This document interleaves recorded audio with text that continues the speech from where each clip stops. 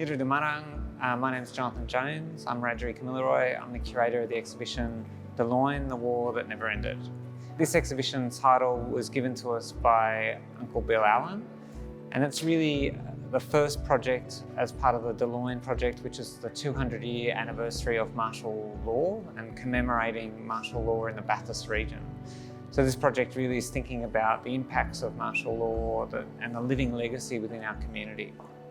Yeah, so I was invited back to work on the project by the elders, and together we've been curating the project and thinking about the message and really trying to think about that process of how the war has affected our community, but also really strongly how the resilience of our community. So celebrating those living memories that we have, and thinking about how our communities have survived.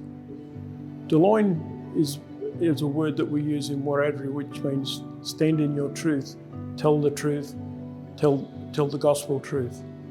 And it comes from the saying, what we say around here in Bathurst is Gariyala Dhuluyala, which means speak the truth and speak straight.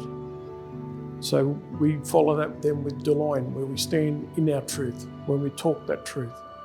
And so Dhuluny means that we want people to understand what had happened to our people over 200 years ago, or 200 years ago from this today.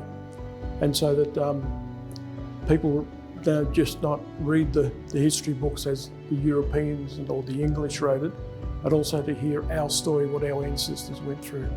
And that's what we're doing through the Dhuluny process.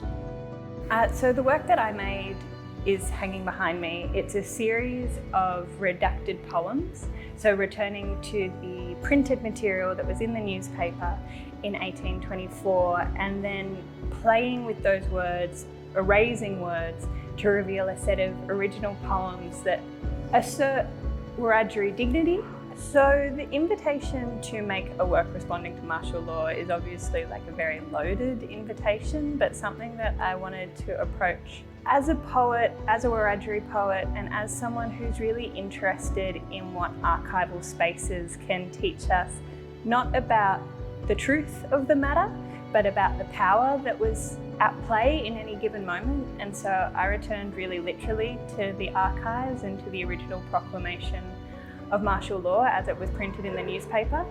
And when I saw it, it was just like this really insignificant, tiny little set of paragraphs with so much bloodshed in these really short words.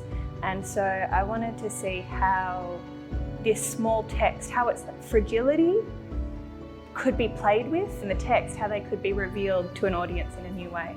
As an artist, I make a variety of works, but this exhibition particularly, I've made a range of ceramics which are made of black clay with a high gloss clear glaze, and they're fired for a third time with gold lustre. Using the gold I think is really relevant for this area. Obviously the gold rush hit here, and from the gold rush what I understand is that as it was sold off to merchants and makers, it wasn't just the large nuggets that were precious, it was even the dust, and that dust still today is what's getting turned into something like a gold lustre.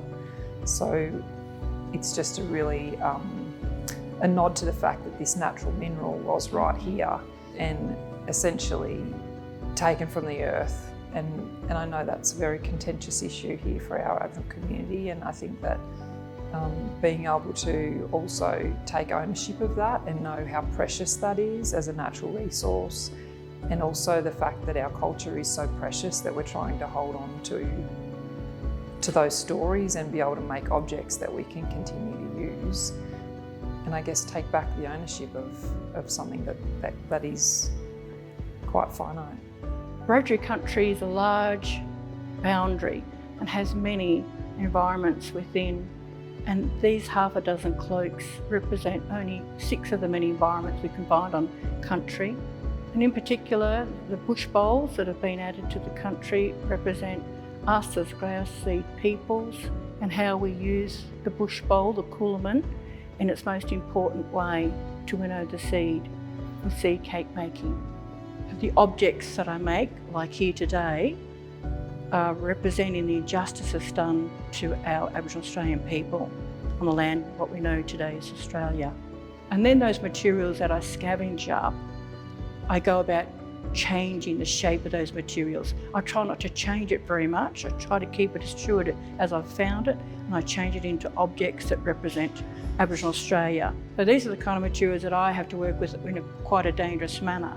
But I think the more dangerous for me, it's more exciting that if somebody helps themselves to touch artwork, which they don't typically allow in a gallery, and you do get hurt. Yeah, so the project is working with some historical works, a lot of historical works from the State Library of New South Wales of Bathurst. And these sort of historical works are sort of juxtaposed next to contemporary artists living today, so Wiradyuri artists.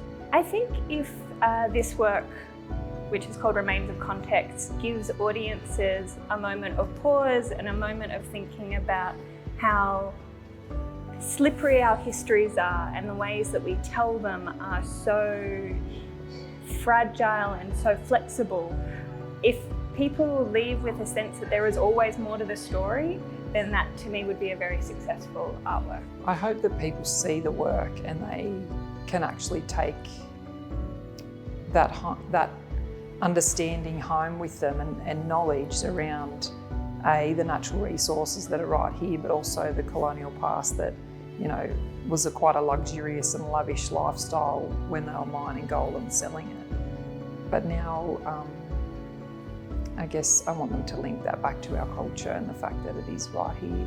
So when the public take in my works in this exhibition, I like to believe that they'll learn about Wiradyuri country, learn about the different environments that we have, the conditions of the different environments, how we don't get to go on to our own country or own our own country, access our motherland country, and the importance about bush bowls, coolamans.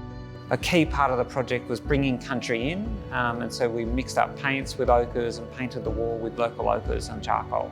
So the elders really wanted country to be part of the story, because country, of course, is what the land, you know, the land was fought over. That's what the war was about. When the colonists first arrived here, you know, they commented on how beautiful, you know, the Bathurst Plains were, how handsome the country was. And of course, that was country that we'd been looking after for thousands of generations. So that is one of my very important, serious mottos, that we do have the sharp edges, and the sharp edges that may hurt you just for that one hurt in that instant is a little subtle reminder that we as Aboriginal people in Australia remain in pain for what has happened as a result of colonisation.